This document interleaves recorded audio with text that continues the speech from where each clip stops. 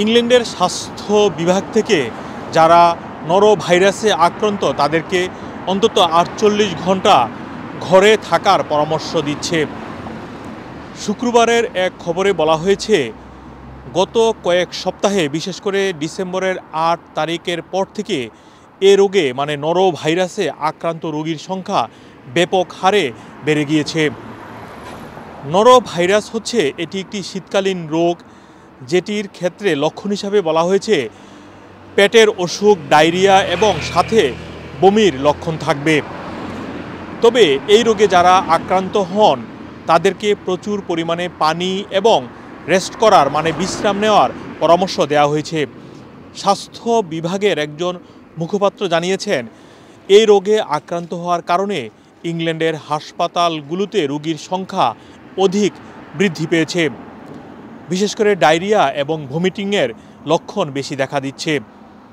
নরোভাইরাসের লক্ষণ হিসাবে বলা হয়েছে, যাদের শরীরে অসুস্থতা অনুভব করবে, জ্বর আসবে, মাথা ব্যথা করবে এবং অনেক সময় হাত পায়ের চুলকানি অনুভব করবে, তাদের এই লক্ষণটি দেখা দেয়।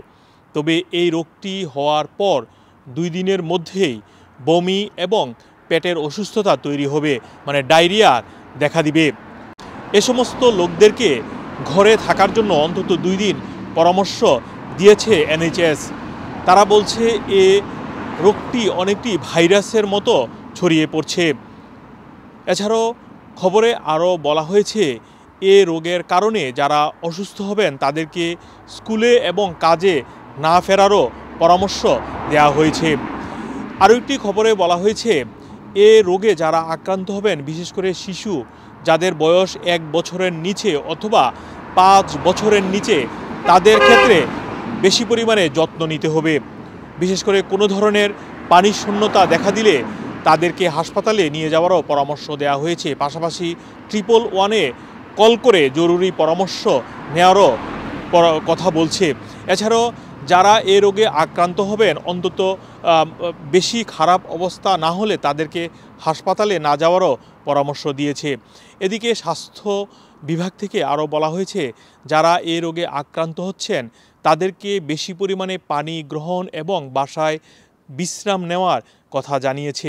যেটি বলছিলাম, এ রোগটি পেটে ব্যথা তৈরি হবে এবং ডায়রিয়া তৈরি হবে।